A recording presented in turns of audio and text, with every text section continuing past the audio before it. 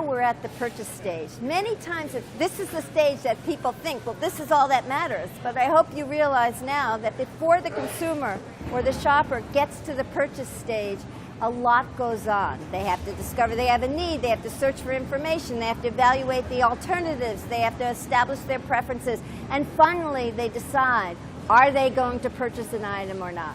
Well, what's clearly going to affect their purchase? First of all, when they go to purchase, whether it's online or in a store, the product has to be in stock. If the product's not in stock, they're not going to purchase. So there's a lot of inventory control, operations, things like that to make sure products are on the shelf and consumers want to purchase it. But for the time being, let's assume that the product is on the shelf, because those other issues are more operations management and inventory control. But from a marketing point of view, let us assume the product's on the shelf. At this stage, what will affect whether or not consumers will make the purchase? One thing that makes a very big difference is price. At this stage, consumers start to consider, well, I like this product, but do I want to pay this much money for the product? The other thing that you want to consider at the purchase stage is not only will they buy, but how many will they buy? And something that influences that is how much variety a consumer assumes there is on the shelf. So those are the things we'll talk about in this section. Pricing strategies and perceived variety on the shelf. So let's talk about pricing. There was a famous study done by Dixon and Sawyer which showed that in supermarkets, consumers are amazingly mindless about shopping. They had doctoral students or graduate students dress up as clerks and watch shoppers as they went around to make their purchases. They stood by particular product categories and they timed how long people stood in front of a category. And then they noted how many different items they inspected. And once they put an item in the cart and they moved the cart away from the category, the student went up to the shopper and said, what was the price of that item? And what they found were that shoppers were amazingly mindless about what they were doing and that they were not very aware of the price. First of all, and this was in a grocery store, they found the average time between arriving and departing from a product category was 12 seconds. In 85% of the time, only the chosen brand was handled, and 90% of shoppers inspected only one size. That means they went to the category and bought just one thing. When they moved the cart away from the category and they asked the shopper what was the price of the item you just put into your cart, 21% of the shoppers could not even give any price estimate. They had no idea what the price was. And of the ones who said they knew the price, only half of them said it right.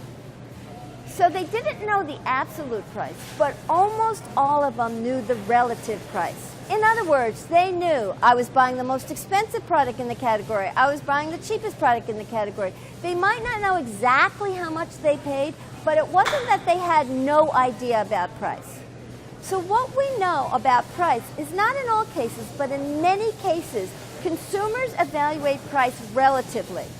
They don't evaluate absolutely. They can't tell you exactly how much something is worth, but they can tell you whether or not they think it's a fair deal, whether it's a good price compared to other things.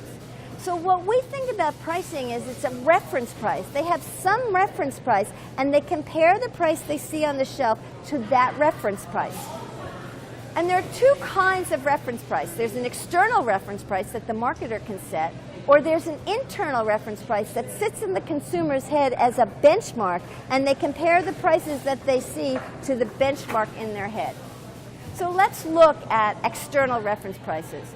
Probably the most common one, and you've seen them all the time, is original price, here's your discounted price. That kind of thing really helps the consumer decide whether or not it's a fair price. You'll see in this store a lot of sale prices, maybe for a limited time only, maybe a special deal, maybe a value price. But what it does is say to the consumer, this is a good price. Here's what it was at one point, and here's what you have to pay now. And consumers interpret that as a good price, and they're more likely to make a purchase if they consider it. There are other ways people use like rules. So for example, if you're in the market for a diamond ring, the diamond industry tells you 2 months' salary lasts forever. Now how is that a good price for a diamond? but it gives you a reference point. It says that's approximately how much you should spend on a diamond. And it gives you some way to evaluate the price. Another thing we're seeing a lot nowadays is low price guarantees. What a low price guarantee does is guarantee that if you found the item somewhere else cheaper, they'll match that low price. That gives you peace of mind. You feel, okay, I'll make this purchase. Interestingly, many times when people buy from a low price guarantee, they don't always compare. They just feel better knowing that the price is guaranteed, so they assume it's a low price. The other type of reference price that people use is something that's in their head.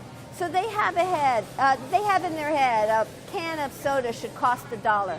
Whatever it is, their benchmark in their head is the fair price for the good. And if the product is higher than their fair price, they're less likely to buy. If it's lower than their fair price, they're more likely to buy. And that's fine, that makes sense, but the problem with it is this internal reference price is not always accurate. We know consumers are very influenced by things that happen that are very vivid. So if a brand is frequently promoted, what happens is people stop thinking about that as the sale price. They think about it as the fair price.